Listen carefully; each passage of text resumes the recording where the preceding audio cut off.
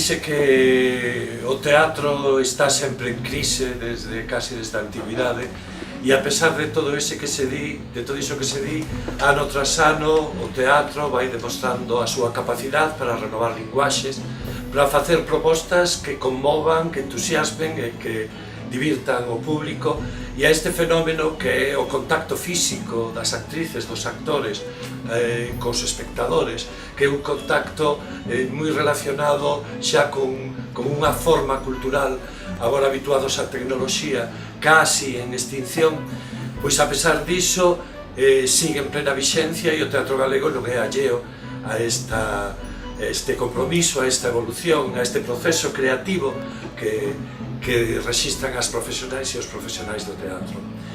Hai, desde máis ou menos os anos 70 en que empezou a regularizarse, a profesionalizarse a profesión, houbo toda unha serie de periplos que foron convertindo o teatro nun reflexo da evolución da propia sociedade.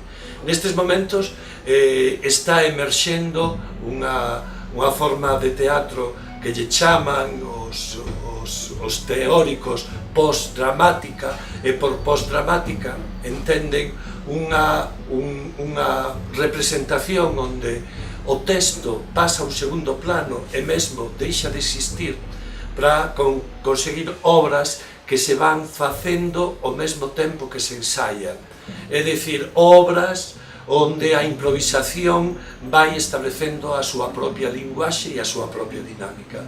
Nese proceso, sen dúbida, unha das compañías pioneiras e ademais repercusión a nivel internacional é Matarile Teatro.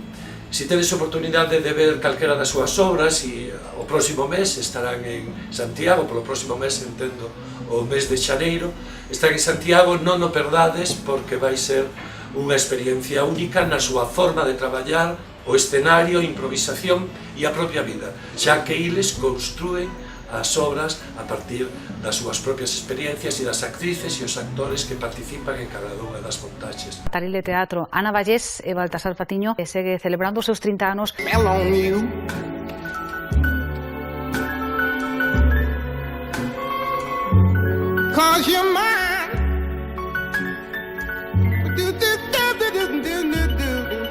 You know I can't stand it.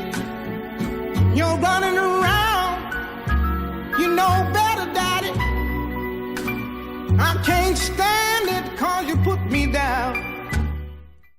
Voadora, dirixida por Marta Pazos, é tamén unha compañía que explora novas linguaxes a traveso non só de obras con texto ou post-dramáticas, senón de auténticas performances. Unha das súas últimas producións foi Garaxe, que se estreou en Francia, relacionado cos traballadores e as traballadoras de Peugeot, e tamén desenvolvida aquí en Galicia cas traballadoras e traballadores de Citroën.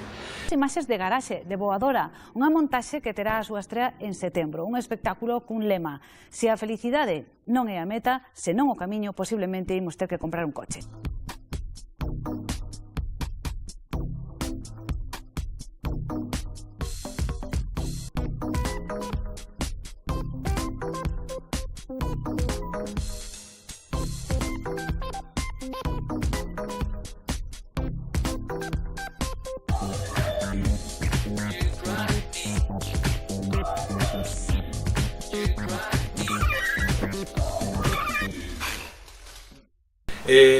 Hai en Vigo unha escola de arte dramático que, se estades interesados no teatro, vos recomendaría entrar na súa web ou preguntar, porque é unha saída profesional dentro das limitacións profesionais que toda a industria cultural ten nestes momentos por unha política verdadeiramente eivada na realización da realización de producción e de sobrevivencia dos profesionais relacionados ca industria cultural. Nesa escola poderedes ver compañías que foron saindo desa factoría de produción, e entre elas a panadería Teatro que se convertiu nun dos fenómenos da pasada temporada a través dunha montaxe sobre Lisa e Marcela, as dúas primeiras mulleres que casaron a primeiros do século pasado en Galicia e que foi o primeiro matrimonio que houbo en España entre persoas do mesmo sexo e que conseguiu o maior número de premios nos María Casares, que son os galardóns que outorgan os profesionais do teatro. Extra, extra! O Jornal de Noticias, matrimonio sin homem! Eu quero un. É un real, señora. É unha historia de amor entre dúas mulleres, non? E o xeito de traballalo era como non ten sentido facelo dende un punto de vista máis realista, máis naturalista, dentro da comicidade e da linguaxe da panadería. A Dumbría, 97, 97. No!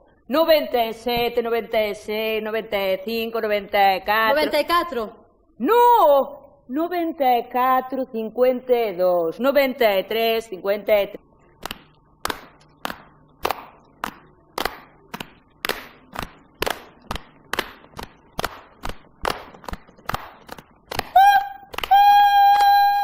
Aí encontraredes nesa páxina, nesa web, como na escola se foi creando unha serie de profesionais que nestes momentos están revolucionando, ou cando menos, creando novas expectativas no proceso creativo en Galicia das artes escénicas.